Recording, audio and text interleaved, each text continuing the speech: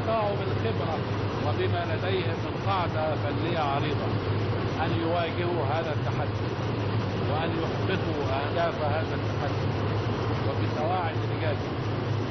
طائرات TU-16 قاذفات القنابل بعيدة المدى من طراز TU-16 تقوم بحراستها 2 طائرة من طراز MiG 21 تستخدم في تدمير الأهداف الحيوية في عمق العدو، مسلحة بصواريخ موجهة، وهي من أسلحة القوة الضاربة في قواتنا الجوية.